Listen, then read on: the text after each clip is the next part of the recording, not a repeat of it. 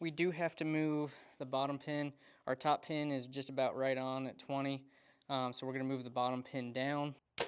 This is our gap from 20 to 60. As you can see, we can't really get much more out of it than that. All right, welcome to the channel. Today we're doing something really fun. We're building or rebuilding my very first bow. This is the first bow that I ever had. It is a Bear Pledge. Got this in the press.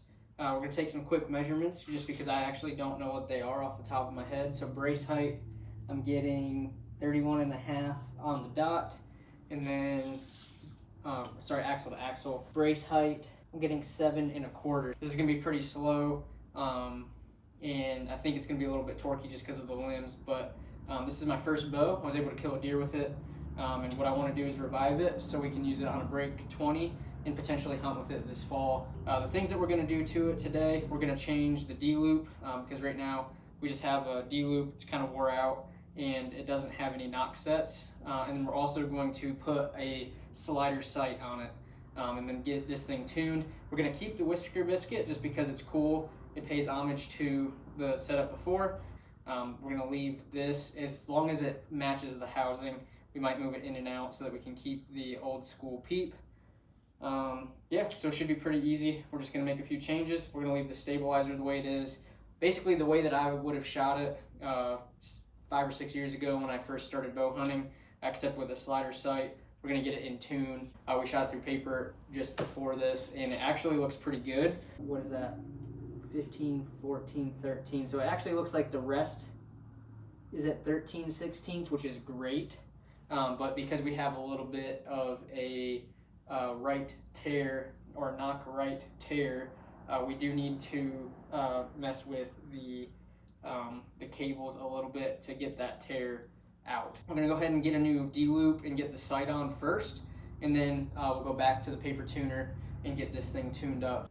Since this actually shot well through paper starting, for the most part the up and down was good, I'm just marking with Sharpie before I cut the D-loop off. Cut this old D-loop material off, like so. And I'm actually going to put the arrow back in it while we got it. And rub a little beeswax on my D-loop material and my serving material to help get a better knot. And then I'm just going to tie a knock set while it's in its correct position because we had such a good tear before. If we had a bad tear, we would start over. Start here and do double knots. I say double knot, double twisted. There we go. Now, 1, 2. Double overhand knots. We're just gonna do 3 and end behind the knot. And then we're just gonna do a square knot on the top. Cinch that down real tight. We'll remove that and cut off the rest of our D-loop now that we have a starting place. All right. Go ahead and burn this. Same thing. Run this through beeswax a couple times. Gonna reposition our knock. And I want to give it like 1 serving of space. Alright, just make sure that there's a tiny bit of movement in there. And then double overhand again on the bottom. Double overhand on top. Bottom, and then we'll finish on the top so that it's on the opposite side of the noggin. Alright, and then we're going to finish with a square knot. Remove our arrow, and we're going to burn the tag ends. Alright. Like I said, we got just a little bit of movement there, so that's pretty good. And now what we're going to do is our D-loop. So we're going to take a good length of material cut it. We're gonna fray one side really good.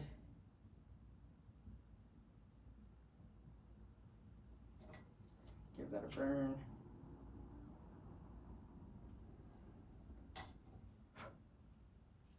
And then make a good bead on it. It's a little ugly, so we're gonna touch it up.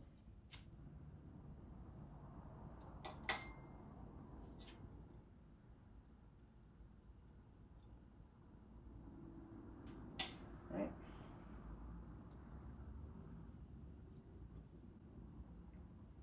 Now we tie our D-loop. Come on.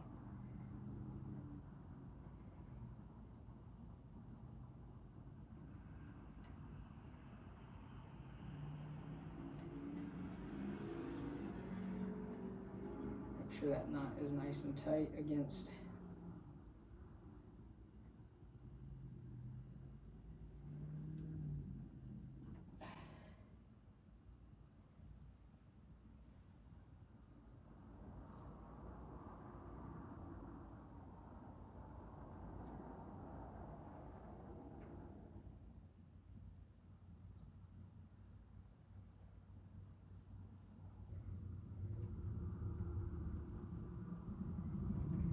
Alright, then just cut the remainder off,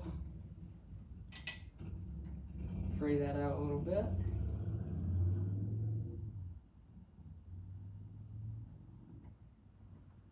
And give it a burn.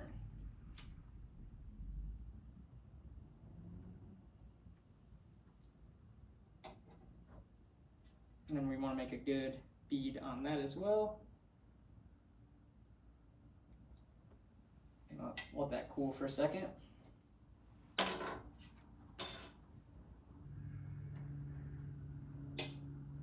then we're going to put our pliers in here and crank. We got our D-loop. And now let's change out our sight. All right, all I'm going to do is remove the existing sight. I can find the right plier size or the right wrench.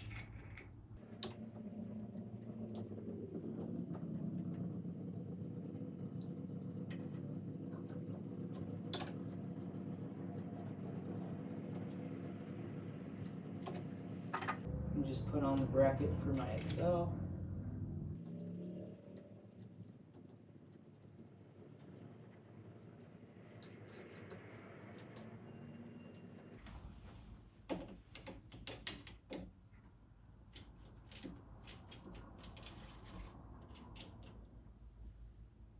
Now that we have this thing assembled, it feels really tippy because of the weight of the sight on this side, but we're gonna shoot through paper, make sure we got a good tear. Just right out the gate, the whisker biscuit seemed like it was in the right place in the D-loop, so we just wanna make sure that it shoots a good hole through paper, and then we'll head to the 3D course, get a speed, build a sight tape, and mess around on the 3D range. But we got a peep straightener, so that's cool. Absolutely zero let off. Fortunately, that went through another hole, so we'll shoot again.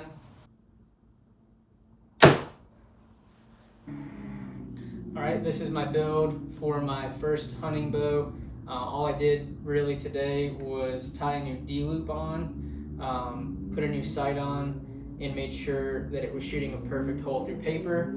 The arrows we're going to use for this bow are my Easton Sonic 6.0s. They're 400 spine, 100 grain point, and whatever the standard insert is. I think it's like 16 grains for this with the standard knock. All right, everyone, we're back with the hunting bow build. Did make a couple changes. I changed to this black gold rush because it felt more like a hunting bow and felt more similar to what I would have used when I was starting out, but it does allow me a few more pins than the standard trophy ridge that I had before. I also put a little bit longer stabilizer on it and to get a little bit better holding since this is a super light bow. So I did make those two changes. Both of those I think are within the realm of what I would have used back in the day. So what we're going to do now is get a speed, and we're going to start building our sight tape. I did move the housing to where the top pin was hitting at 20 because that's about as high as I want my top pin to be. the next thing I'll do is move my bottom pin down to 60 and see if I can get both of those pins at 20 and 60 in the housing before I set up all the other pins. For now, let's grab the speed and we'll go from there. Ooh, she's slow.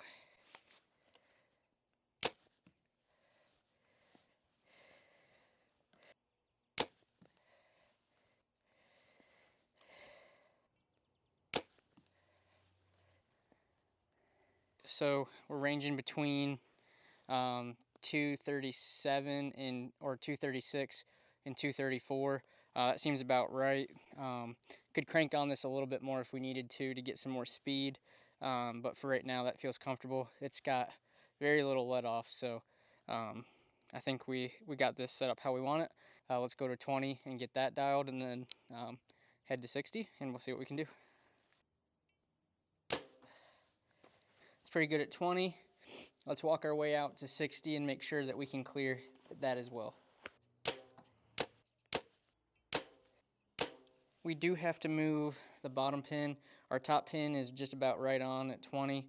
So we're gonna move the bottom pin down. It just has these little Allens here to where you can independently move all the pins. So it's quite easy to do. Since we're missing low, we're going to move the pins lower. Gonna give it a substantial since we were at the very bottom of the bale. And let's see if we can clear that. All right, we still need to come down. I think 60 is gonna be our max here. All right, that's a little high, thankfully. I think that hit just below the tape. Actually, I hit the tape on that one, so we're gonna shoot one more, and I'll show you the pin spread.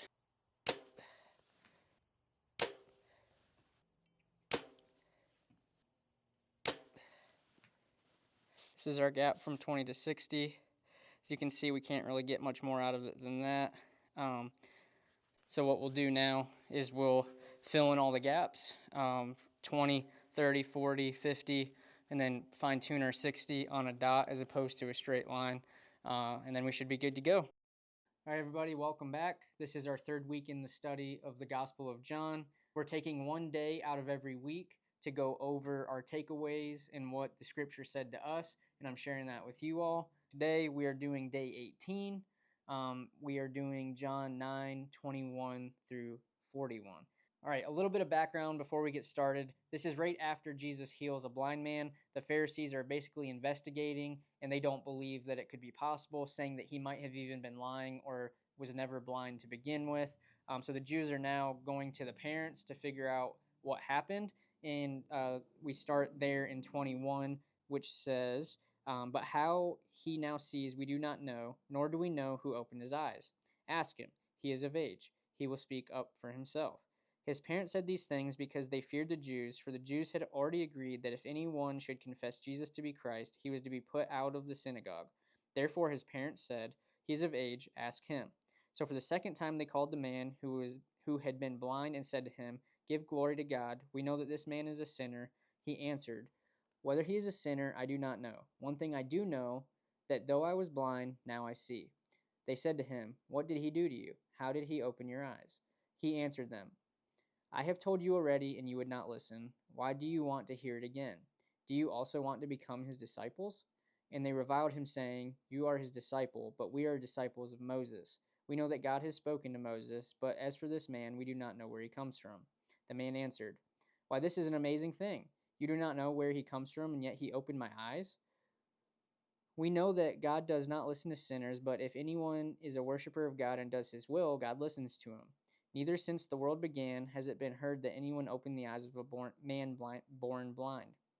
If this man were not from God, he could do nothing. They answered him, you were born in utter sin, and you would teach us? And they cast him out. Jesus heard that they cast him out, and having found him, said, do you believe in the Son of Man? He answered, and who is he, sir, that I may believe in him? Jesus said, you have seen him, and it is he who is speaking to you. He said, Lord, I believe, and I have worshipped him. Jesus said, for judgment I came into this world, that those who do not see would see, and that those who see may become blind. Some of the Pharisees near him heard these things and said to him, are we also blind? Jesus said to them, if you were blind, you would have no guilt. but now that you say we see, your guilt remains. Again, another super powerful passage. John is turning out to be a very dense book. But essentially, what they're saying here is a couple things. First, his parents basically don't have the courage to confess Jesus because they could socially be cast out. That's very true of Christianity today. Although it's becoming more culturally popular, it is still tends to be something that puts other people on edge, or that might put you out of your normal friend groups, your work groups, whatever other situations. And God calls us to that. Several passages throughout the Bible say that following Him will come at a cost, and that cost is going to be your social life, that cost is going to be your work life. There's going to be a cost for following Jesus. Also, in this, you can see that Jesus is there to comfort those who are suffering or cast out. And that's a major theme as well through all of the scriptures, whether that's in Acts, Matthew, or John. It basically says that, yes, you will be cast out and set aside for following me, but I will be there with you in that suffering, and I have a purpose for you in that suffering. So that can be an encouragement to us, even though we are going to be set aside and looked at differently, that we have Him with us, and that is worth it all.